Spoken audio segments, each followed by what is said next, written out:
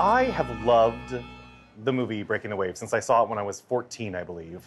And I watched it on VHS. 14 is so I know, much. it's kind of ridiculous that I saw it at 14. But So I remember, you didn't see it as a date movie? No. I remember I had seen a clip of it on the Golden Globes.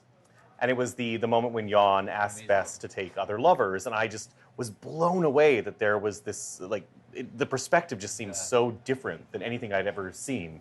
And I remember just dying to get my hands on this movie. And it, of course, didn't come to the cinema in Grand Prairie, Alberta, Canada. And I had to wait for it to come out on VHS. Breaking the Waves. Yeah, no. It wasn't, it wasn't blockbuster enough. And so I rented it on VHS, and I think I saw it at a dear friend's house, and her little television screen. And you guys aren't friends anymore after you went through it? No, she didn't watch it with me. No, I watched it by myself. I was like, it was pretty crazy. And so it's been a narrative that I've carried with me for my entire life. And when Missy and I were talking about what we would potentially do for a follow-up to Song from the Uproar, it just seemed so perfect. And I could hear Missy's music in the narrative. I could really, really just... I understood it as a collaboration that would just sort of become much more than the sum of its parts. Yeah. And so Royce came to me and said, I think we should adapt Breaking the Waves. And I said, no. You had seen it. I don't actually know this. So I had seen the film, and I said, no, just because it's such a great film. And, why take something and change something that is already so great to begin with? But then the idea, it just stayed with me, and it kept haunting me, and I thought, there's something there. I think that we can do something with this. And I think I can hear music that will add something to the story and won't detract from it. I attended a concert at the LA Phil in which her music appeared, and out of the whole fabric of what was a 5-hour evening of music, actually, I said, who is that composer, and what was that piece, and what is she doing? And her compositional voice was what attracted me, and one of our good friends said to me, oh, she's writing this opera on Breaking the Waves, and I was like, I don't know what that is. I'd never seen the movie. And I was like, but whatever she deems worthy enough to write an opera about, I have to know, I know that I want to be involved in that, because that musical voice is like a narrative thing. That's incredible, actually. That's not bullshitting for the camera, actually. I'm piecing that together right now, actually, that I got so interested in working with both of you ultimately because of hearing the orbital sphere piece at LA Phil. Yeah, well, and remember you came to me backstage and you said, I really love the harmony in that piece and the way the harmony works. And I was like, he was really listening. Yeah, I totally heard something of, that's eerie actually to me in a way. It's really cool. In 2014, we somehow convinced Opera Philadelphia to send us to Scotland, which was amazing, and informed this piece to a degree that I didn't even realize at the time. Wow. And we went there, and it was funny because we went there and took our little Zoom recorder and had this list of things we were going to do in the Isle of Skye for research. No, we really wanted to make the most of it. It was such an amazing opportunity that we really wanted to get something out of it, and we did. And we thought it was going to be initially that it was going to be a lot of us interviewing people, getting to know the accent, getting to know little things that were particular to Isle of Skye. Because the film it's filmed in Isle of Skye for the most part, but the exterior shots are filmed in Isle of Skye. But it's never really rooted there. And we wanted to sort of root the opera in the Isle of Skye. But the trip ended up being so much more. We discovered all these things that we never anticipated. Royce chased sheep out of the road. And then it was mostly I'm not doing that on stage. Yes, well, he's very good at it. But the most influential thing, I think, was the physical landscape. Because I think that I realized when I came back, the physical landscape of Scotland is something that I want to depict musically. So it's like this lush, really soft, green, sensual landscape with this really violent natural elements too. So you have these crashing waves and these really dramatic cliffs that you're about to fall off of, and these rocks jutting out. And I said, that's what the music needs to be. It needs to be this sensual bed of material with these crazy unexpected things every time you turn a corner. Wow. So I knew right then, even when we were in Scotland, I was like, the landscape is the most influential thing. But you also understood how remote and how solitary the lifestyle was in that landscape. And still is. And still is. But then we went to a coffee shop up on the northeastern side of Skye. Yeah, single track coffee. Single track coffee. We love you. And we sat down and we just sort of, as people came in, we amassed all these really fabulous, fabulous personalities. And one amazing man with a yes pin. He was, we were there right before the referendum. And we would tell them that we're writing this opera, and the pride of these people was just so exciting. Wow. And it was really cool to get to talk to people and sort of be part of the fabric while we were exploring the landscape, because I do totally agree that it was the landscape. I remember when I don't even know where we were, but I remember you telling me that you totally got the landscape. Mm-hmm. And it was the sexuality and the violence, the lushness, all of that sort of the collision that existed in a landscape that was just so important and integral. And interesting because the film it takes the color out. It really does it desaturates the colors of that beautiful, beautiful landscape. And I think that's one thing that music can do, and one thing that your music really does do in this piece. It sort of puts the color back in, and it creates that. People often ask how we're going to tackle the panoramic shots in Breaking the Waves and the rock and roll music of the 1970s, and we don't utilize those panoramic shots or the music, the soundtrack of the film, but we do create panoramas through Missy's music, and that is just a different language. Yeah. Mm-hmm. Yeah. And we also it was on that trip that we met people, Scottish people who introduced us to Scottish musical traditions. So in particular, the Gaelic Psalms, which is this very particular kind of tradition that rooted in the Highlands, where it's a call and response, semi-improvised tradition where people are singing really to themselves. And the result is this beautiful cacophony. And so it was interesting. Like, I knew I wanted to use that in the piece right away. Which has appeared in the piece. Yeah, which made it all the way through. Amazing. And that really roots it, I think, in the Highlands as well. And that came out of that trip too. Yeah. Going back to something you said, Missy, about the notion that you said no because I think it's a perfect piece of cinema. Mm-hmm. And why would you want to try to tackle or improve? And I don't think that that's the role that we ever undertook, was to improve on the film. No. How can you improve on a perfect thing?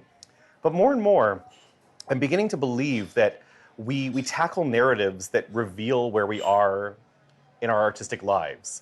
And so it's not so much that we want to improve or change or anything. We just want to be in dialogue with art that has in some way wormed its way, to borrow a line from Breaking the Waves, into our identity. And I think that this process has really sort of helped define where I am as an artist at this point of my life. Mm-hmm. I think I came to understand that opera was a place where big ideas could flourish. We always talk about this, like opera is a place for big ideas. Mm-hmm. They're long enough that these big things can unfold, and Breaking the Waves is all about these big ideas about the nature of goodness, the nature of loyalty, the nature of faith. Right. So it's like opera was a place that could all exist. Well, and once I understood that, I was like, let's do this. Yeah, I mean, how amazing actually that opera as an art form is actually significantly older than film. Mm-hmm. You're taking something that was created in a relatively short amount of time compared to the fact that we had operas in the 17th century. And as an art form, it's far older. And you're using this vocabulary that has been refined over hundreds of years to tell not the same story, but actually a story that to me feels like being profoundly influenced by a piece of cinema, something that is that anyone can easily go watch on a device personally. And what you've created is an exploration and excavation of that same story in a vocabulary that can't be told through the medium in which it was already told. Mm-hmm. Right? You're not doing an opera. What you've written is not an opera, the version of the same exact thing. Well, far from it. And I feel like through working with you, it's interesting that we've departed so much from the film. And the more we work on it, the further away we get from the film, which is great. The story is intact and we're honoring what Lars von Trier created, but we're we're really creating something new. It is a faithful adaptation, but in a form that transcends that. You're taking an existing story and an existing text, but the text deviates in places. What you've chosen to include has shifted, and you're giving a musical language to a film that in some ways doesn't have a musical language. Right. There's not a composed score for Breaking the Waves, which I think is At part of the all. other reason why I felt that we could adapt it, because there wasn't this musical language that came with the piece. Right. Another thing that makes the story so great is just how complex every character is. So I feel like that's what I can do in my role as composer, is to, illuminate the subtext and have the character singing one thing and then the music says something completely different. And since every character, Beth in particular, since she's so complicated and so multifaceted, I feel like we can illuminate that, maybe even not in a better way than the film, a very different way. But it's been really fun to write. Yeah, and I also think what's intriguing is I've noticed that what this is asking of singers is actually something pretty unique for them in a sense. I mean, the film is a document that anyone can go watch that has some pretty formidable performances captured on it. But in terms of musically, a lot of the singers, even in our cast for the premiere in Philadelphia, have interpreted roles that have been interpreted for decades on the stage. Did you use the film as sort of a source document heavily, or was it more the text of the film? I mean, I would say there's some deviations throughout, so I'm curious about how that actually happened. Because the show wasn't cast before I wrote the libretto, I think that I had to use the characters and the script, both equally. I had Emily Watson in my mind as I wrote the words. Absolutely, yeah. But then I think that as soon as you add music, as soon as those characters are sort of a container for Missy's musical ideas, and I think that then they take on completely like a fourth dimension almost, or an eighth dimension, or whatever it is. Because I do believe that Bess is a very, there must be 7 or 12 or 15 dimensions to that character. So so the music really does add a whole different component that requires a whole different set of tools. Did you guys talk about how to voice the parts? We talked about voice types. Early on or later? Early on. Yeah. We knew that Bess was going to be a soprano, and that Jan would be a baritone. But we didn't really have any ideas necessarily about who was going to... And that wasn't because of casting, it was just because of timbre and color and... Character, yeah. I mean, we didn't really... It's not like we discussed it. It was pretty obvious that Bess needed to be a lyric soprano, and that Dodo, her sister-in-law, needs to be a mezzo, because she has this more maternal side to her. And all the sadistic characters and all the evil characters are all bass baritones. Yeah. Yeah, I mean, no, I only ask because I think it's really interesting that we have, Pat Schumann in the premiere is singing the mother, who is singing what is essentially a pretty big soprano role. I mean, it's a formidable role, and it's dramatic in its context, and it's, in a way, plays against sort of operatic stereotype in kind of a beautiful way. It's sort of there. It's interesting that you ended up writing a vocal role that the casting of it sort of seamlessly kind of actually fits. It seems like it was a role written for her. Even though I wrote the libretto without knowing who was going to be performing the roles, I believe that Missy began composing knowing a good portion of the cast, or at least we knew that Eve Gigliotti was going to play Dodo at a pretty early... She was one of the first people we cast. Yeah. And then everyone sort of fell into place. Interesting. But you certainly did not, at least half of the show was completed with knowing the cast. Yeah. And I write specifically for them. Once we had cast Keira Duffy as Bess, the character became clear, and the writing of it actually went a lot faster. Once I could imagine her. In mind, and absolutely. In the same way, you maybe had the original actors in mind, just to sort of parse how they're using text or saying certain things. Absolutely. Yeah. This is a piece written for them. I think it can be done by anybody, but it's really specific to them. And as we went through the workshop process, the writing got faster and faster, because I was like, oh, I know exactly what their strengths are. There's some characters who do fall more into, even operatic stereotypes. So we have the sort of drunk best friend, Terry. played by Zachary James. How many operas are there drunk best friends in? There are a lot of like sort of comic relief, drunk, Mozart, Leporello type people. Okay. Is Leporello drunk though? I don't know. No, but just that kind of like, yeah. It's like Flora and Traviata. She's wasted the whole time, right? She's wasted the whole time. Yeah. Okay. So there's that. There's the stern mother, sort of domineering mother, and then there's this chorus of the church councilmen who sort of sing as a unit. So there's these sort of those characters, but then characters like Bess and Dodo and Jan there's a lot going on, and there's really whatever the opposite of a stereotype is. They're so rich, and understanding their motivation, they're so complex. Yeah.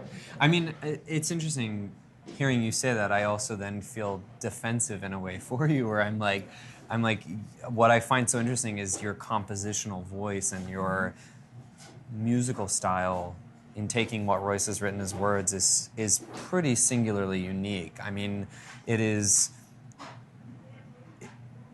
unexpectedly operatic in the best sense of that word. And I'm curious, because I know you and I have talked at certain points about other inspirations, and I'm curious, while I think your music retains so much originality, actually like a staggering amount of originality,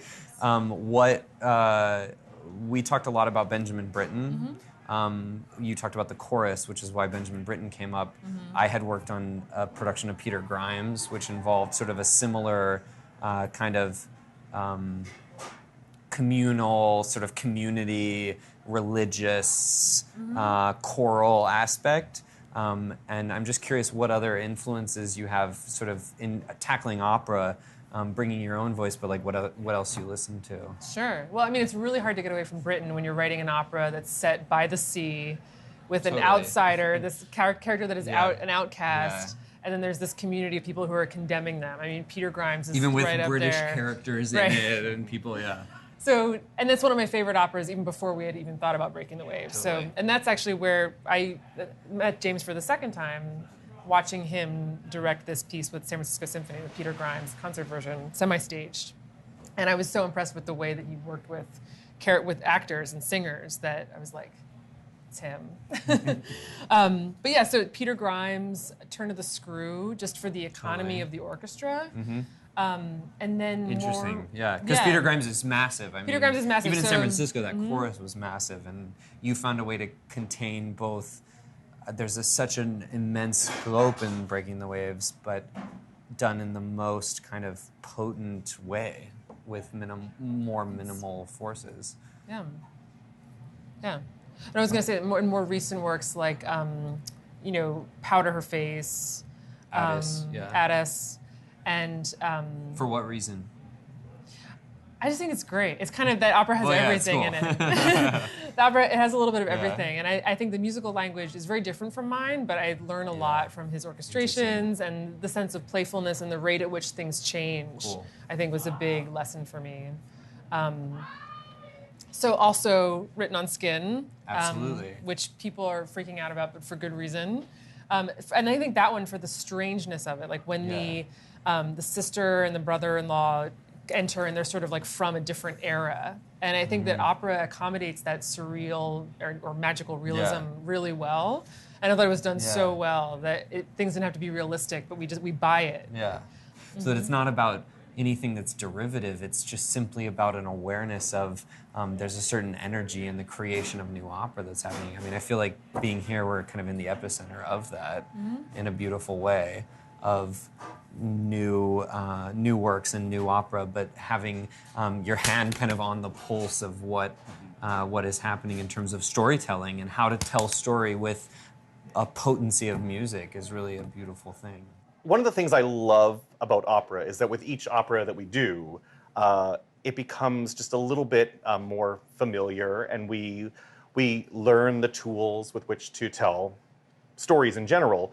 But each opera provides its own challenges. So I don't know that Breaking the Waves is necessarily more challenging than any other story we could tell, but it does provide certain challenges and there is this sort of like compositional makeup, both textually and musically, that requires its own thing. It's its own world that we're creating. But I would love to hear what you are thinking about for design elements or directorial elements, how you're planning to take the music and the text that we've created and sort of exploding that into a theatrical language. And yeah, I mean, I think theatrical language is key, and it's tricky in a way when you look at something that is so rooted in the place. I mean, you guys went to the location of the story of the film, and the film is able to, like I keep saying, linger on people's faces in extreme close-up for a length of time that gives you a wealth of information, which in a large operatic house theater setting is not necessarily the same vocabulary. So to take a story that is rooted in place and rooted in tradition and decorum and religion and community and really landscape and think about how to place that on the stage. I mean, one of the things that we did was assemble a very smart team for the show that played into the strengths of each kind of design element. So we have very great theatrically thinking designers working on scenery and lights. We have a filmmaker working on projections, which I find interesting, a documentary filmmaker, so somebody who deals with real people. And then we have a TV and film designer who is very familiar with the original film, working on the costumes. So that breaks down in a really interesting way already in terms of the makeup of the team, because it means the costumes are all coming from a very sort of character-driven point of view, from someone who understands characters as they relate to film and TV, but who has experience in theater to be able to sort of cross those bridges and not duplicate the things that we see in the movie, but base everything design-wise in costumes on the characters and on the people that you've written. Whereas what we see on the stage very clearly became evident there was no way for us to recreate your trip on the stage. There's no way to do it. I mean, there's no way to place the actual physical location on the stage in a way that doesn't feel eye-rollingly suggestive or just purely banal in terms of its execution. What became very clear was that there was a way to evoke that place and to also dig into, I think, this goes into in one of our first meetings, which was whether you intended it or not. I said, you've written a piece that actually is so much more psychological for Bess, our lead character. The film gives us Emily Watson in her film debut, who's incredible, and we get so much of her interior life in extreme close-up and on the stage.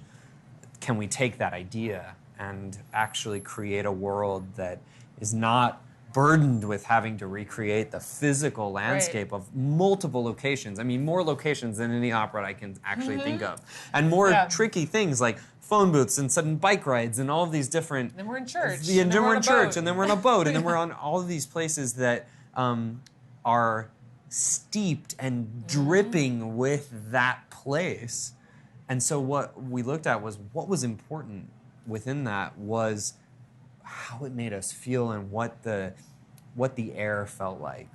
And like I said, what Missy Mazzoli, like what you've done is create a rich sort of, you can taste the feeling of each scene in the air of what the music is giving us. And we found a visual set that is able to reflect that constantly changing environment. And I didn't want the whole piece to be about moving the plot along. That to me is not what opera is good at. It's not what opera's, best at. It's not opera at its best. Right. So when we talked about moving more into the psychological realm, I started to explode with musical ideas. Yeah. And I thought, that I understand. Like Yeah. I can really, and it sets you free, it set me free to sort of have, characters enter at strange times and sing at strange times. Overlap. Because they're appearing in her mind or they're a memory that she's having. Cool. So it was really thrilling. One of the really inspiring things about Breaking the Waves for me, I sort of discovered when I was reading the screenplay, and there's an essay by von Trier at the top of in the first few pages of the published screenplay. And he suggested that the piece is really an examination of goodness. You have Bess, who is doing everything out of this place of goodness, and Jan, who believes he's doing everything good, and yet both doing everything in their power to be good. Somehow the intersection doesn't come into alignment. And the church doing what they think is what it means to be good. And so I love this notion. And I think a lot of my work right now is all about what it means to be a good person. And I think that means different things for so many people. Well, like this is something that's carrying through multiple projects. Absolutely. I think that fundamentally it's in every project. Cool. Or the absence of that. And so I really, really do think that this is such an important narrative to dig into, because you have these characters who are very singularly trying to express goodness. And that is such a profoundly beautiful, beautiful thing. Well, and it's funny because you say Breaking the Waves to someone, or have you seen the film Breaking the Waves? And everyone always thinks about the sex and the violence. It's an intense film, but I think that these ideas, the idea of what is the nature of goodness, what is the nature of loyalty, what is the nature of faith, and how can we all have, actually, we think these things are black and white, but there's huge gray areas. And what happens when they contradict each other? That is so much more juicy and interesting and rich. Absolutely. And operatic. Well, it's very interesting to me that, Breaking the Waves doesn't elicit tepid response. No. Right? People either haven't seen it or they have a very strong opinion. No, there's a very strong opinion, which I I think is incredibly powerful. That's always a good indicator. And it's interesting because it happened at a point in von Trier's career where this was a grand statement from him after he was doing Europa and The Element of Crime. The trilogy, the Golden Heart trilogy as it's called, was seen as a departure for him. But it's a really, really gorgeous artistic statement of the, I don't want to necessarily say the martyr, but of what it means to be on a quest for goodness. And but it's also these three really, really fascinating female characters have led for some to call or to believe that von Trier might be a misogynist, which couldn't be further from the truth, being that they are truly some of the most full-bodied, fully rendered, full-blooded characters. I liked where this was going because I have strong feelings about this too. This idea of like female composer versus composer. Oh, but I don't even want to use that. I agree, and I agree. Yeah, but I will find a good way. And you can, and I like that Missy is yeah. composing this piece because of this controversy over the content of what is a pretty amazingly palpable, like visceral female role, and your role in that. Sure. So, I mean, you've already encountered things in the press about this too. Yeah. So what I love so much about von Trier's work, starting with Breaking the Waves and the beautiful performance that Emily Watson gives, and then followed by Bodil Jorgensen's performance in The Idiots and Bjork's performance in Dancer in the Dark, and then all the way to Melancholia with Charlotte Gainsbourg and Kirsten Dunst, and this like newfound muse he's found in Charlotte Gainsbourg. It seems that von Trier has been giving these gifts of really multidimensional female characters, and I know that when we first met about writing Song from the Uproar, you have always been really, really excited about exploring really rich journeys of female characters, and how does this fit into your compositional lineage? Sure. Yeah, I mean, I'm really interested in creating complex female characters because it's so rare that in any media you get a truly complicated female story. And I think that actually, a lot of people will point to Lars von Trier as a misogynist or say that Breaking the Waves has those elements in it, but I think that the most misogynist, sexist thing you can do is to deny a woman any kind of depth or complexity. And I think that these movies where women are reduced to these sort of like shopaholic, man-obsessed, shallow creatures, that to me is misogyny. And Breaking the Waves is the opposite of that. Yes, she's obsessed with a man, but there's so much going on. And in every moment, she expresses this complexity and this psychological depth. There are also, we haven't really talked about this yet, but there are at least two moments in the opera where women, Bess and then later on Dodo, her sister-in-law, stand up to the church in a really direct, confrontational way. And so there's this, these Calvinist elders who have this doctrine, and then they confront them directly about it. And so you could argue that those are very sort of feminist moments. Yeah, and I would likewise argue that the inclusion of misogyny as a theme that is explored or really destroyed in the course of a piece doesn't make the piece misogynist, right? I mean, just by simply digging into it as something for you, I think it's incredible that you're willing to take on a piece that has been accused of this kind of content and really say absolutely not. Actually, like look at how women are portrayed in this piece. Look at how strong the women are in this piece, and how varied the women are in this piece, and how kind of full-blooded the women are in this piece. I mean, I said the other day, even Eve, who's singing Dodo, I was like, the full-bloodedness of her in the rehearsal room is like incredible to witness, and that comes across, I would say, incredibly clearly. Well, and it's true, really bad things happen to women in this opera. Bad things happen to men in this opera. Bad things happen to everybody in this opera. But the women in this opera make incredible sacrifices for and are the people that they love. That women do that every single day in real life. And that's not something that we made up or invented to torture women, or that I think Lars von Trier made up or invented to be mean to women. That idea to me is absurd. People, and already have gotten some of this reaction to the piece, it's that people react to a woman who takes on material that is overtly violent or overtly sexual often receives criticism for it. Meaning you receive criticism. Yeah. And people are, why would a woman write a piece like this? Why would a female composer write this? And I think it would somehow be more acceptable for a man to write a piece. Well, if the material is problematic, then it should be unacceptable for a man to write it. It shouldn't matter what my gender is. That should not determine the kind of subjects. And also, frankly, the story of women writing opera is a relatively new phenomenon. We've not been allowed to write opera for most of human history. It's only like in the last 30 years. So or have been things that have not been perpetuated throughout history. Yeah. So the idea of like that it remains to be seen what subjects women are attracted to in opera. That history is being written right now. That's amazing. Let's write history, guys. We're writing history here. One whiskey at a time.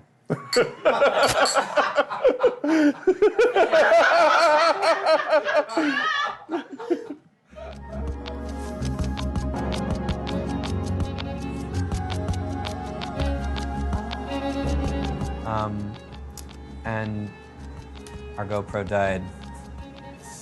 It's back. It's back, yeah. Okay.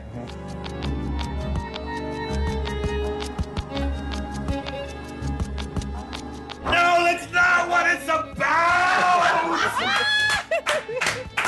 That's not what it's about!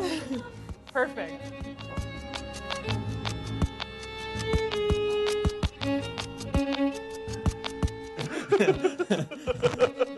I quit. No.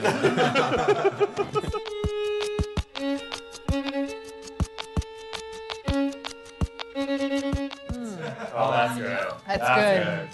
Yeah. Talisker Scotch. Straight from the Isle of Skye.